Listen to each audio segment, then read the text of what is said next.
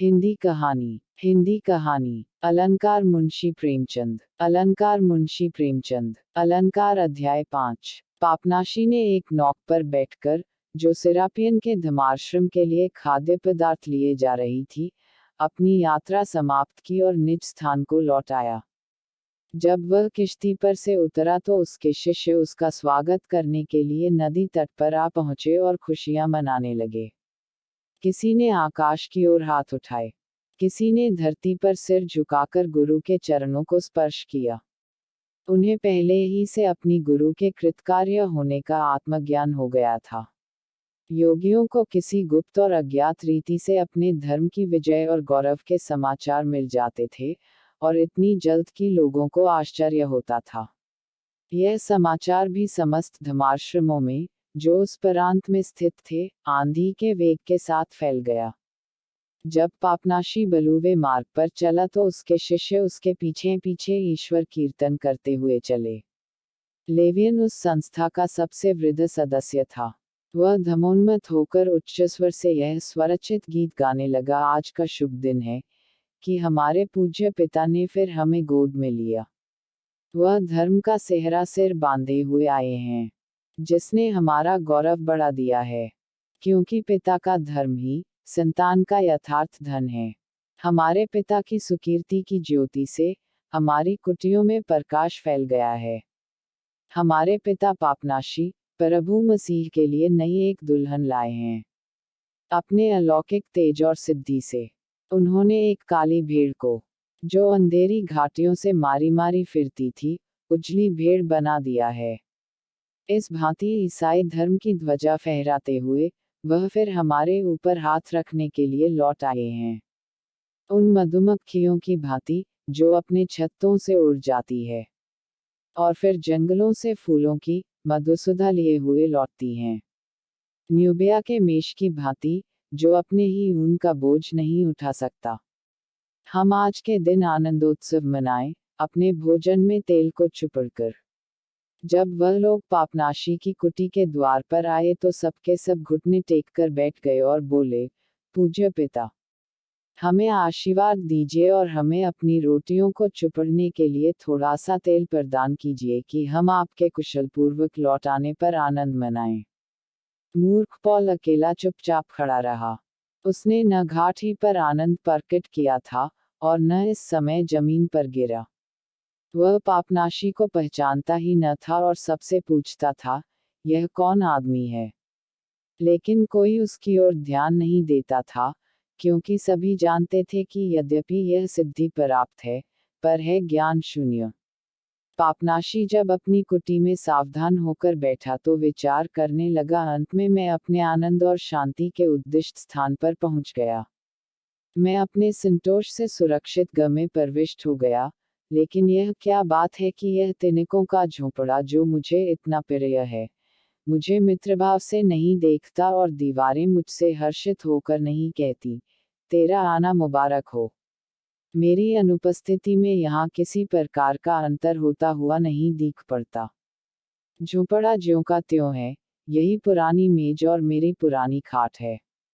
वह मसालों से भरा सिर है, जिसने कितनी ही बार मेरे मन में पवित्र विचारों की प्रेरणा की है।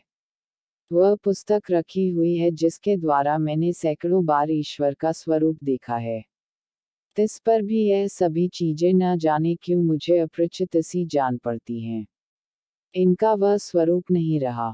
ऐसा प्रतीत होता है कि उनकी स्वाभाविकता शोभा का अपहरण हो गया है, मानो मुझ पर उनका स्नेह ही नहीं रहा। और मैं पहली ही बार उन्हें देख रहा हूँ।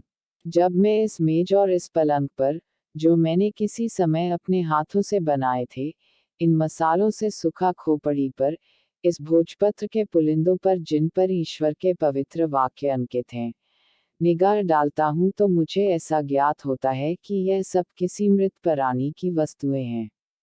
इनसे इतना घनिष्ठ संबंध होने पर भी, इनसे रात दिन का संग रहने पर भी मैं अब इन्हें पहचान नहीं सकता। आह, यह सब चीजें ज्यों की त्यों हैं, इनमें जरा भी परिवर्तन नहीं हुआ।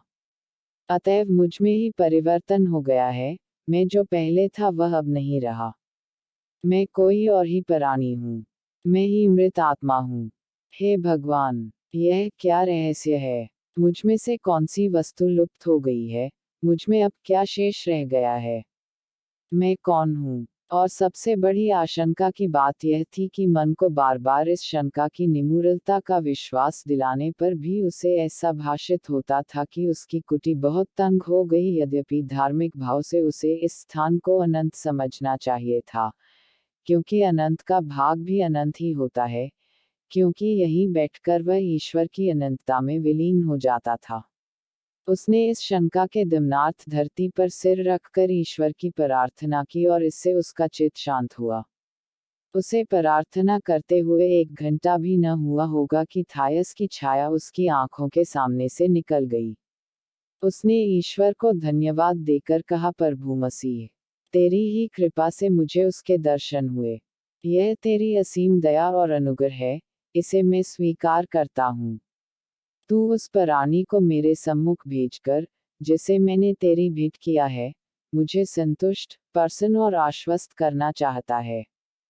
तू उसे मेरी आंखों के सामने प्रस्तुत करता है, क्योंकि अब उसकी मुस्कान नींव, शास्त्र, उसका सौंदर्य निष्कलंक और उसके हाव भाव उद्देश्यहीन हो गए हैं।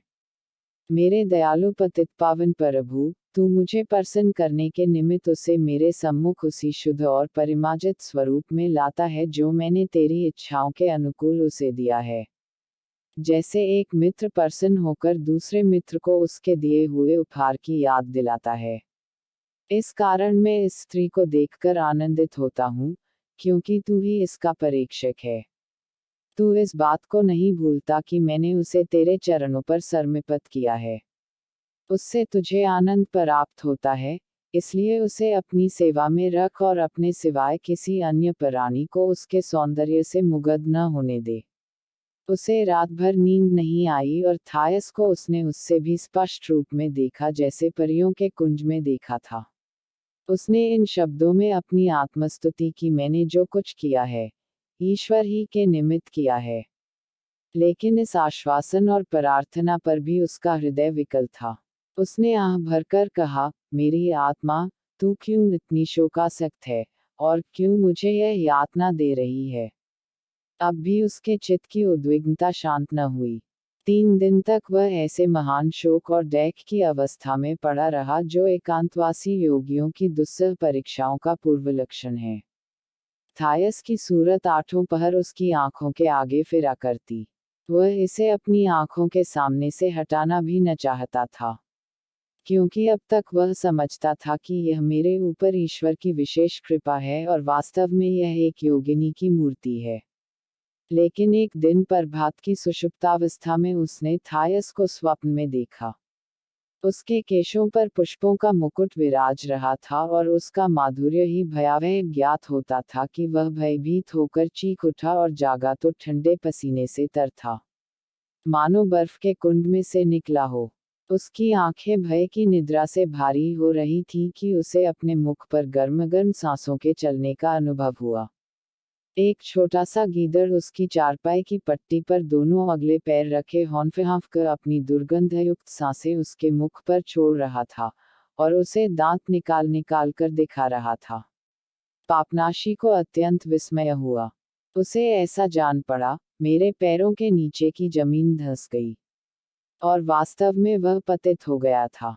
कुछ देर तक तो उसमें विचार करने की शक्ति ही न रही, और जब वह फिर सचेत भी हुआ तो ध्यान और विचार से उसकी अशांति और भी बढ़ गई। उसने सोचा, इन दो बातों में से एक बात है, या तो वह स्वप्न की भांति ईश्वर का प्रेरित किया हुआ था और शुभ स्वप्न था, और यह मेरी स्वाभाविक दुर्बुद्धि है जिसने उसे यह भयंकर रूप दे दिया है, जैसे गंदे प्याले में अंगूर का रस खट्टा हो जाता है। मैंने अपने अज्ञानवश ईश्वरीय आदेश को ईश्वरीय तिरस्कार का रूप दे दिया और इस गीदड़ रूपी शैतान ने मेरी शंकान्वित दशा से लाभ उठाया, अथवा इस स्वप्न का प्रेरक ईश्वर नहीं, पिशाच था। ऐसी दशा में यह शंका होती है कि पहले के स्वप्नों को देवकृत समझने में मेरी भ्रांति थी। सारांश है कि इस समय मुझमें वह धर्माधर्म का ज्ञान नहीं रहा जो तपस्वी के लिए परमावश्यक है और जिसके बिना उसके पग पर ठोकर खाने की आशंका रहती है कि ईश्वर मेरे साथ नहीं रहा जिसके कुफल मैं भोग रहा हूँ, यद्यपि उसके कारण नहीं निश्चित कर सकता। इस भांति तर्क करके उसने बड़ी ग्लानि के साथ जिज्ञासा की, दयालु पिता, तू अपने भक्त से क्या प्रायश्चित कराना चाहता है?